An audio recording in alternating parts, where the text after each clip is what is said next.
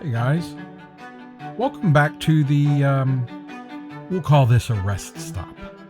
I don't know, have you guys seen those yet? I've started to put those out on TikTok and Instagram under the SoundstageEDU name.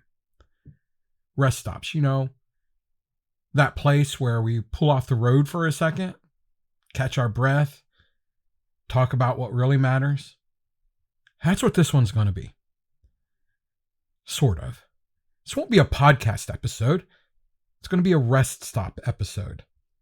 But today, this one is going to be a little bit different than what you may have encountered on TikTok and Instagram. This isn't a quick tip or a funny story from rehearsal. This is me opening the hood, showing you the engine that drives everything that I'm building here with SoundstageEDU. And I'll be up front. I'm going to get worked up. I might even get a little bit raw. But I want you to hear this straight from me. Why I do this, why I won't stop, and why I believe so deeply that fine arts culture has got to change. So grab your coffee, or in my case, a Monster, and take a deep breath. I'm going to take a quick drink. And let's settle in here at the rest stop. You see, the culture in fine arts, there it is, culture again. Always talking about culture. There's a reason for that. But especially in percussion, it can get ugly. There's this narcissism, this ego, this idea that if you can play a few notes faster and cleaner or louder than the next guy, suddenly you're untouchable. That your shit don't stink. Yeah, I said a bad word. Probably gonna have to click that tab on the podcast setup to say I used explicit language. Oh well, it doesn't matter. Because I've lived it. I mean, I've seen the smirks, the arms crossed in rehearsals, the techs too proud to ask for help. And it breaks my heart. Because when the adults cling to ego, the kids are the ones who pay the price. Here's the truth.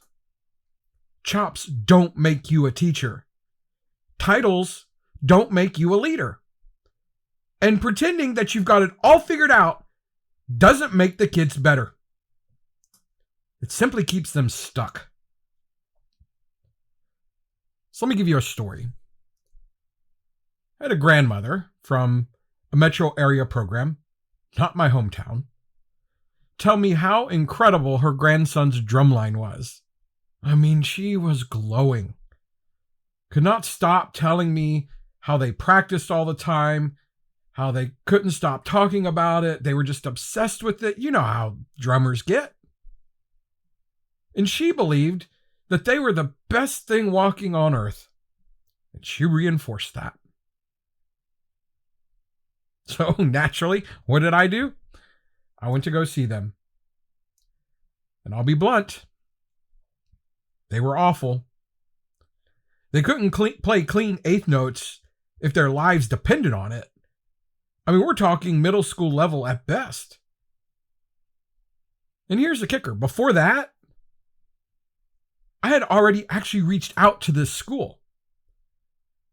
Because they're about 15 miles up the road. And I had some connections to it. But I offered to come in. Do a clean and lock clinic. Free. No strings. Just to help. And their tech told me no. Said they were fine. Said the kids were great. You know?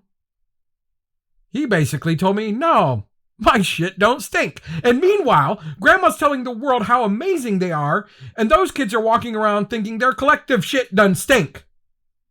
That's what I'm fighting. Not the kids. Not the kids. They don't know what they don't know. But the adults who would rather protect their pride and their ego than open a door for their students. I'm not saying I'm better. I just simply have a different perspective that you might benefit from. We could all benefit from an outside perspective from time to time. I mean, do y'all have any idea how much outside perspective I get on this because I put myself out there for it? It's how we grow. I mean, this isn't just one story. It happens all the time. I reach out with genuine offers, mentorship, clinics, even just a conversation, and I get brushed off. Sometimes politely, sometimes with a smirk. But always with that same attitude of, nah, we're fine. Let me tell you something, man. If your line sounds like a woodpecker falling down a staircase, you're not fine. And if your kids are working their butts off and still spinning their wheels, you're not fine. But I get it. It's easier to say no thanks than to risk letting someone else step in. It's easier to protect ego than to serve your kids. And that's the culture I'm at war with. And the irony is, even when I was young, I knew better. Back in my 20s when I was teaching, I didn't brag about where I marched. I didn't make it about me. I never showed off. Because I understood even then, because of just personal experience that I went through, that it wasn't about flexing my chops. It was about building up the kids. And I've carried that same belief into every room I step into today. Whether I'm with a drumline, a choir booster club, or a theater program, the work is the same. You strip away the ego, build a culture where kids can grow, teach them humility, teach them excellence. And for God's sake, make it fun and meaningful. Here's the hard truth. When ego rules the room, the kids lose every time. Programs stagnate. The art form suffers. I've watched kids pour their hearts into something only to walk away later crushed, realizing that the adults in charge never gave them the tools to actually succeed. That's devastating. And worse, it's avoidable. I don't want one more kid walking out of a program thinking mediocrity is excellence. I don't want one more parent convinced their kid's line is amazing, only for that kid to hit the real world and find out it wasn't true. We can do better. We have to do better. Mediocrity is not okay. I mean, it's acceptable, but don't prop it up as excellence. Call it what it is. You should ask some of my old students what I used to say about mediocrity, back when I had 10 times the fire that I have now for this. So why do I keep showing up? Why do I pour hours into a manual, into this podcast, into Facebook posts and late night conversations? I'm not going to sit here and brag about how much work I put in. But some people got to wonder, why would I stay up till 2 or 3 o'clock in the morning most nights after my family's gone to bed working on this? Because somewhere in every program is a kid who deserves better than mediocrity. Somewhere in every booster meeting is a parent desperate to understand how to help. Somewhere in every rehearsal is a teacher stretched too thin who could thrive if someone gave them permission to accept help. That's why I keep doing this. That's why I won't stop, because I believe, and I mean this, if we fix the culture, we don't just get cleaner drum lines or better theater sound or tighter show choirs. We get better humans. That's worth the fight. Now, if this resonates with you, if you've been nodding your head or maybe even arguing with me a little bit in your car right now, here's what I want you to do. First, follow this podcast. Don't just listen once and move on. Hit follow, because these rest stops are only going to get more real, and I want you here for the journey. Second, join the conversation.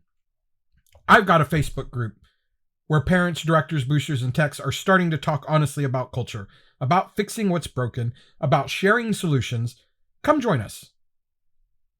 The link's in the show notes. And third, get ready to check out the manual that I'm building for the young percussion instructor.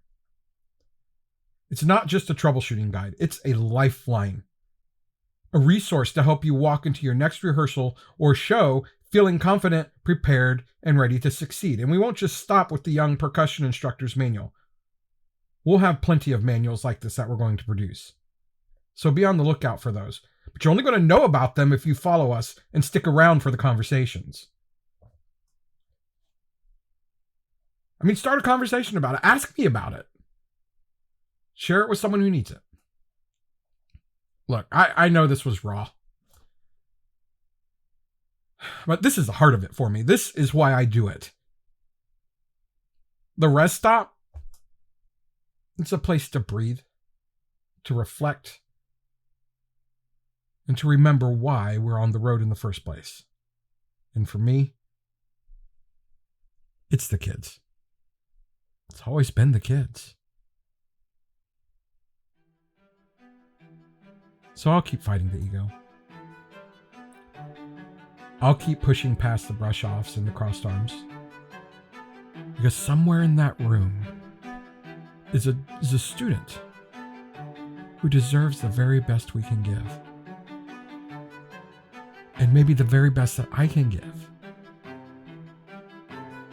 is to actually push through those crossed arms and insist that they let someone help, even if it's not me.